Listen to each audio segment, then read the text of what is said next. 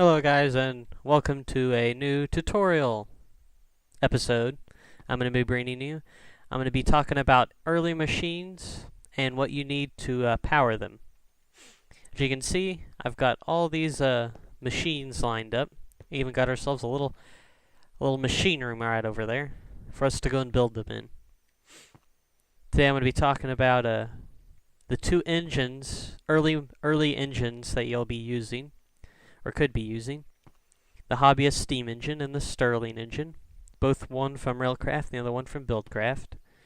I'm also going to be talking about two different types of pipes, and they're both from Buildcraft: the conductive pipe and the waterproof pipe.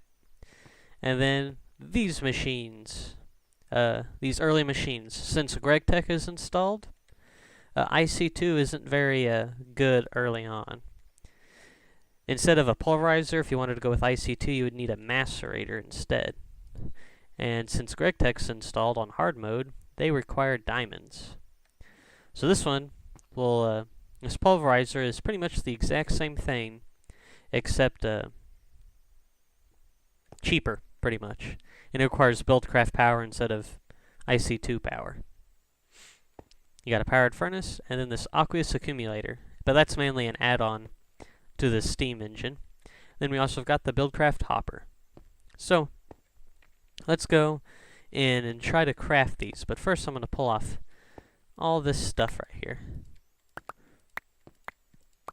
In these books that I just got, it's actually going to be describing all the stuff that we need. So we got Hobbyist steam engine, Stirling engine, conductive pipes, hopper, pulverizer, furnace, Aqueous accumulator, and the waterproof pipes. I'll have those right there. First, I'm going to be talking about power.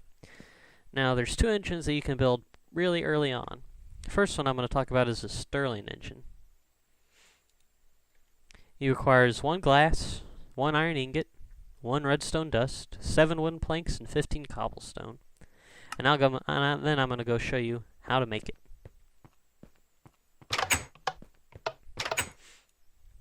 Let me grab this out. Okay. So it requires 1 glass, 1 iron ingot, 1 glass, 1 iron ingot, 1 redstone dust. Oh, I did not put... Oh, there we go. There's planks. And then 15 cobblestone. Just like that. That's all you need to do to make one Stirling engine. Of course, you would want to have multiple ones of these, but I'm going to show you how to craft them. First, you're going to need a piston. And I think we all know how to make a piston. Just like that. Grab yourself a piston. I'm actually going to need more... Oh no. I have enough sticks. What am I talking about? Gonna need to convert your wooden planks into sticks first, and make wooden gears out of them, like so. Put 4 sticks, get yourself 1 wooden gear. I'm gonna need 2 of them though, and then I'm gonna need to upgrade them to stone gears, like that. Piston, glass, then your 3 cobblestone will get you a Stirling engine. Now this Stirling engine requires coal to function. I'm just gonna, since I already have one set up right over here, don't worry about this. This is kind of just me measuring the power. And whenever you open up the interface here, let me get out of NEI here. It has this little tab over here, and this right here is where you place the coal. And this will tell you how many Minecraft joules you're producing. Usually it's, this one, if you put in coal, it's 1 Minecraft joule per tick. That's what this /T. And that's saying pretty much, since Minecraft runs every 1 second, is 20 ticks. So it's about, 20 MJ every second. That's how much this is producing. And it shows you how many Minecraft joules that's stored, and what its heat level is for it. And this also requires a redstone signal to turn on. Get myself a lever, like so, and then you flip it on like that to turn it on. But right now it doesn't have any coal. Now the other engine that I'm going to be talking about is the Hobbyist steam engine. This one requires almost pretty much about the same materials as Stirling Engine, except, oh, that's not right. It's gold, not ingots, nuggets. That's what I meant. 11 gold nuggets. So it's pretty much the exact same recipe, except you need about 2 ingots of gold. Not 11 ingots, 11 nuggets. That's what I should have put there. So it requires about the same. So we got 7. This one only requires 12 cobblestone. 1 glass, 1 of those, and only 2 pieces of gold. If you come down here, we'll turn these gold ingots into gold nuggets. Grab ourselves a piston again. Wait.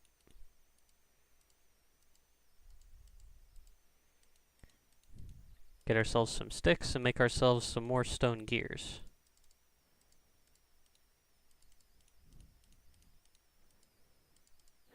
But instead of having them like this, we upgrade them again. And we surround them with gold nuggets to get ourselves some gold-plated gears. Most engines are made with the exact same recipe. You've got 3 of whatever material it is, gears of that material, a piston, and some glass. And we get ourselves a Hobbyist steam engine. Now the interface is pretty much the same out over here, except this actually requires water to function.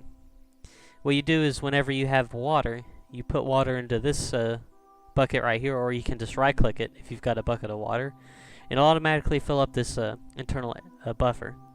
You put your coal here, and if you supply it with a redstone signal, it'll also produce power. Now this one produces about 1.6 Minecraft joules per tick, and it's much more efficient with this coal. You can tell because I've supplied 5 coal to this one and 5 coal to this one, and they both started without them having to warm up. So they had to warm up first to produce, you know, that much Minecraft joules. This Stirling engine only produced about 7,600 Minecraft joules with 5 coal. Now with 5 coal with this Hobbyist steam engine, it gave us about 44,000. So it's about 6 times as efficient it is with coal. So if you're going with efficiency, get Hobbyist steam engine. However, the downside to these is that you have to supply them with water, and they take a little bit longer to heat up. They're not as efficient until they get hot enough, which is what this little temperature bar is over here. And I'll get more in depth whenever we go and build those machines, and I'll show you, you know, what you need to do and what this machine is. I can go and, you know, describe what that machine is right now. And it's called an Aqueous Accumulator. Let's go back inside. Now, an Aqueous Accumulator requires 1 redstone dust, 1 gold ingot, 2 tin ingots, 8 glass, and 9 iron. And what it does is pretty neat. I'm going to show you how to make one. Most of the machines require this machine frame. Just like that. Requires some gold, some iron, and some glass. Most thermal expansion, well, pretty much all thermal expansion machines require this block right here. So it's like the base block. Now, this block also requires a pneumatic servo, which I think is something like this. Yeah, like that. Pneumatic servo. You usually only see these whenever you're dealing with liquids. Let me grab one of those. and it also requires a bucket, like so. Grab your bucket, pneumatic servo, machine frame, 2 pieces of glass, and then the 2 tin. We get ourselves an Aqueous accumulator. Now this block is pretty neat. I'm also going to get is a wrench, a Omni wrench, so I can easily pick this back up. As you can see, we kind of got ourselves a little neat little workshop. Stained glass. Aha. Looks rather neat, doesn't it? Now what this Aqueous accumulator does is that it'll actually produce water for you. As you can see, it holds 4 buckets of water. That's what the MB stands for. It's millibuckets. And 1,000 millibuckets equals 1 bucket. And as you can see, it goes down pretty slow. So what I'm going to do is I'm going to pick this back up, and I'm going to move it down here, which is where I'm going to have my engines.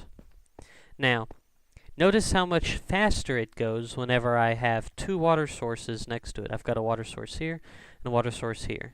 There's also another water source because that formed a spring, but I'm going to put the Aqueous accumulator right here. Look at that. Look how much faster. It's pretty much supplying, a bucket every, second or so. Second or 2. And like right there, it's already all filled up. Now the cool thing about thermal expansion machines is that I'll go into more detail about these, and then you can also enable or disable them using redstone. But I'm not going to go into more. I'm going to go into those details later, whenever I get to those machines.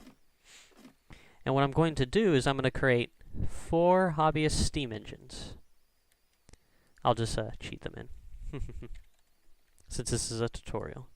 You have to go and make yourselves some more Hobbyist steam engines. But if you go and follow these recipes, as long as you have those resources instead of gold ingots, it should be nuggets. Sorry about that.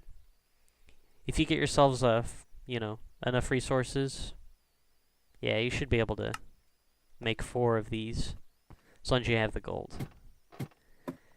What I'm going to do is I'm going to put them right here, here, here, and then I'll put another one right there. But first, I'm going to make ourselves some waterproof pipe. And to make waterproof pipe, just like that, we're going to need about like 8 or so waterproof pipe. And this recipe gives you 8 waterproof pipes. You need 1 glass or 2 material. Now the material can be any of these 4 right here. Wooden planks, cobblestone, stone, golden ingots. And then there's other ones, but they provide special functions. And I guess the golden one also provides better functions, but it really only enables how fast it goes and how much it holds. You're also going to need 8 cactus. Now, I did not get any cactus. And what you need to do is that you need to smelt your cactus into cactus green. So I'm going to get myself, some cactus green here. And I'm going to go straight up. I'm also going to need to get some stone so I can show you guys the different, or at least all the different types of pipes. What we're going to need, so we're going to need cobblestone. Wait, I should have left my glass up there. Stone, smooth stone, pretty much. Wood. And then gold.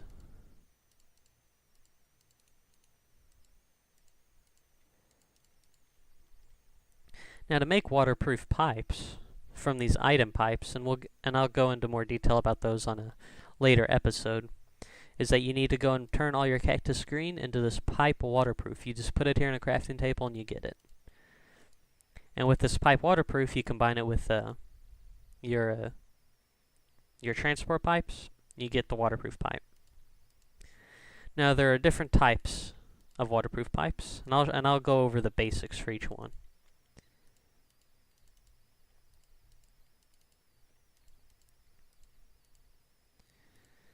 waterproof pipes, Hobbyist steam engine, Aqueous accumulator. Let me go and grab all those that we've already talked over. Inventory issues.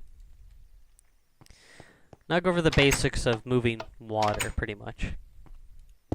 We've got wooden waterproof pipes, and as you can see, they don't attach to each other. Now, waterproof pipes is used to draw out water, and you also need to supply them with redstone engines to pull the water out. Now, the cool thing with the thermal expansion machines, you don't require these pipes, but I'm gonna go over them anyway. And then there's also cobblestone waterproof pipes. As you can see, they connect now. Stone waterproof pipes, like that, and then gold waterproof pipes. Now, the cool things about these cobblestone and stone is that they're two separate lines, practically. And there's not much of a difference between them. It's just that they don't connect to each other, so you can lay out, cobblestone, stone. If you need each one to be a different line, then you can, and they don't attach. Now, gold will attach to these anyway. And what gold does is it makes the liquids go by faster, and it holds a lot more. So it's always better to go with gold whenever you're dealing with water and power, but I'll get into that later.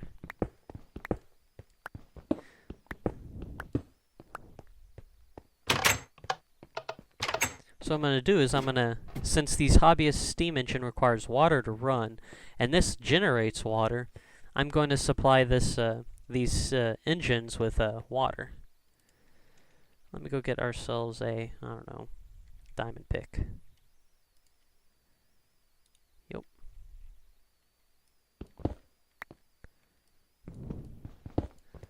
Should have removed the stuff first before I laid these down.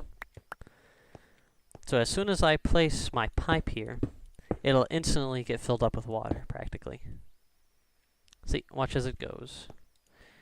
And as you can see, it's slowly getting in more water until it's all filled up. As you can see, this whole line is now filled up. So what I'm going to do now, I'm going to lay down these engines like so, and they should all be filled up with water, or filling up with water. There you go, just like that. And then this Aqueous accumulator should keep all of these engines full of water. They don't require a whole lot of water, so this one Aqueous accumulator should just do fine. Now, what I want to do is I want to have my machines up here, and then, well, how am I supposed to supply them with power? Well, that's where a conductive pipe comes in. Conductive pipe. Get rid of these, the stuff that I don't need. Conductive pipes. Requires 1 glass, 2 materials. You can only make it out of these 3, and then 8 redstone dust. And it makes 8 of them. Now you can't make cobblestone pipes, conductive pipes. So I'm going to make gold. Oops, I made a stack by accident. And wooden.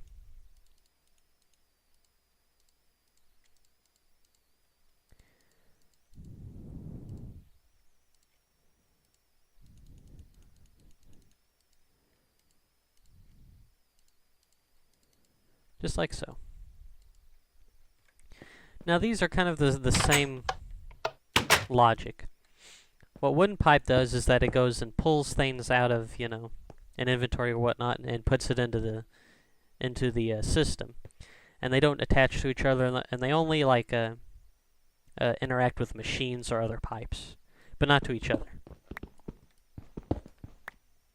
Then you've got stone conductive pipe, and then gold conductive pipe. Stone conductive pipes, it'll, help how you say it?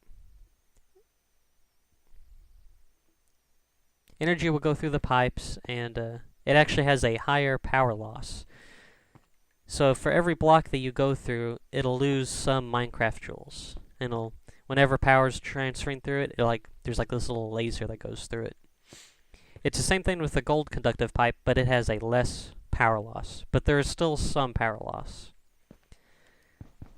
The only way to really transport power without losing anything is these redstone energy cells, but I'll get into those in a later episode. But since we're not going very far, I think these gold conductive pipes would work just fine. And as you can see with this wooden, wooden conductive pipes, it supplies, they connect to these engines. Like so. What I'm going to do is I'm going to rotate these engines to face like that. I'm going to hit, oh, there we go. Hit those engines to get rid of that little symbol there. Now that these are all filled up with water, now I just need to have them go to a specific area. So I'm going to have all these like so. Now I'm going to be creating a whole bunch of loops if I have them like this. So what I might do is just have them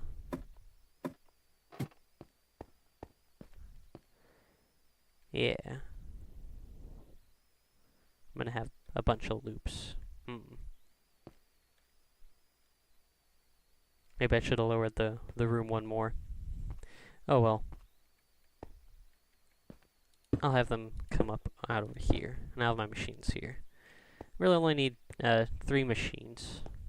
Oh, actually only 2. Then we can get rid of these.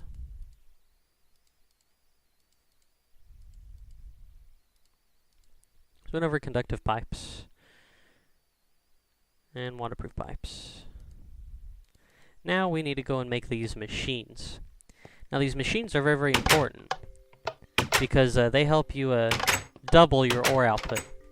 So first I'm going to make a pulverizer. Pulverizer.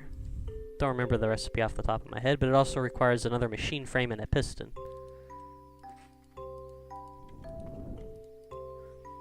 So it requires a piston. This is where a plan would come in handy, if you've watched my last episode. Should probably make one of those soon. I'm going to get 2 of these machine frames. I have 2 flint, and then I'm also going to need some of this. Gold, and then some redstone. Get yourselves a redstone reception coil, and I'm also going to get 2. Because the powered furnace also requires one of these. Put that. Copper like so. Flint. The machine frame. And then the piston. We'll get ourselves a pulverizer. Haha! Pulverizer down just like so. What I'm going to do is I'm going to turn on all of these engines using a redstone signal. I'll just use redstone dust. Why not? I know you can't use redstone dust. That's right. Instead, I'll just be using a bunch of levers. I should have got more of those.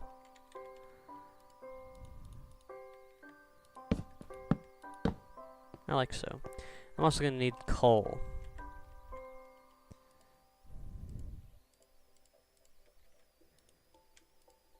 Oh. Coal. Coal. Coal. And coal.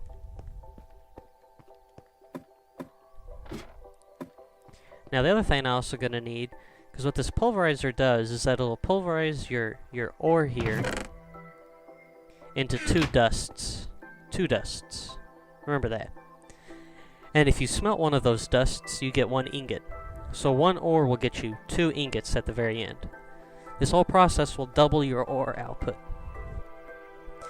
IC2 also has a similar process, but since it requires diamonds for its macerator, It's a little expensive in the beginning. But if you upgrade it, it's actually better than these machines. But you get these machines earlier on. So it's better to go with these machines at the beginning and then switch to IC2 later, since we have GregTech installed. Now we're also going to need a powered furnace. And since I've already made my machine frame, redstone reception coil, bricks, copper, and then redstone, like so. Oh. Is that not the right recipe? I thought it was. Bricks, copper, redstone reception coil, redstone there at the top.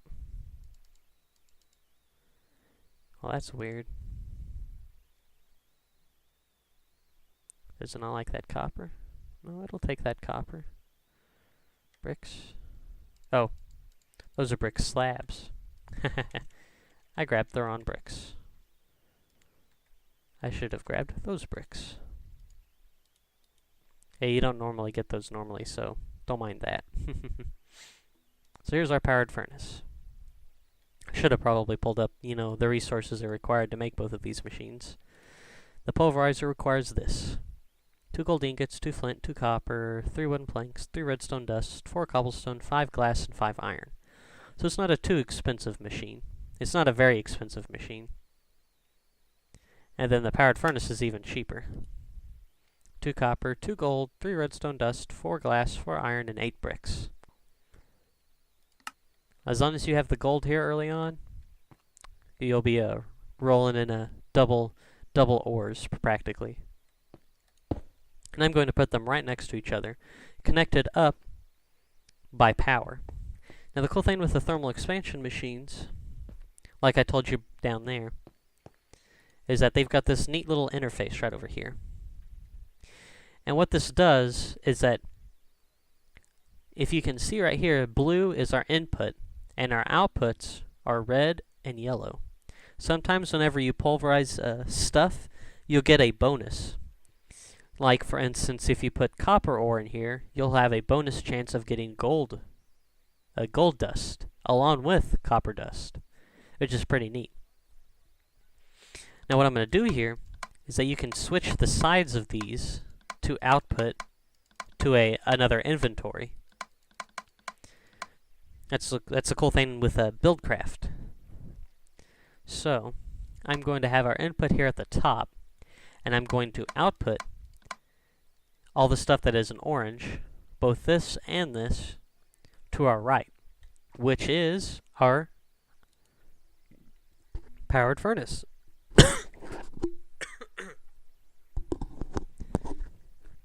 Sorry about that. And our powered furnace will be inputted here. Sorry about that again. And it'll output off to the right. I'm also going to disable these two. And then I'm going to grab ourselves a chest.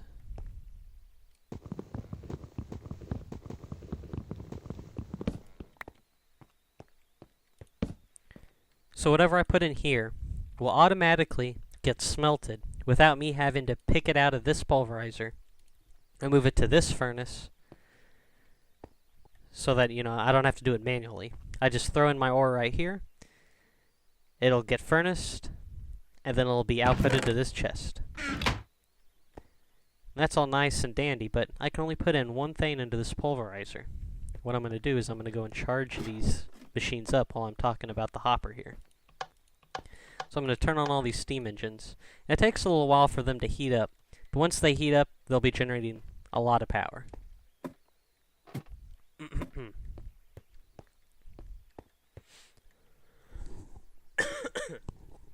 Sorry about that. So now I'm going to be talking about the hopper. Hopper is a very easy thing to make, and it has a really nice function. It's pretty cheap too. 9 wooden planks, 5 iron ingots, and 4 cobblestone. What I'm going to do is make myself a chest. some sticks and immediately upgrade them.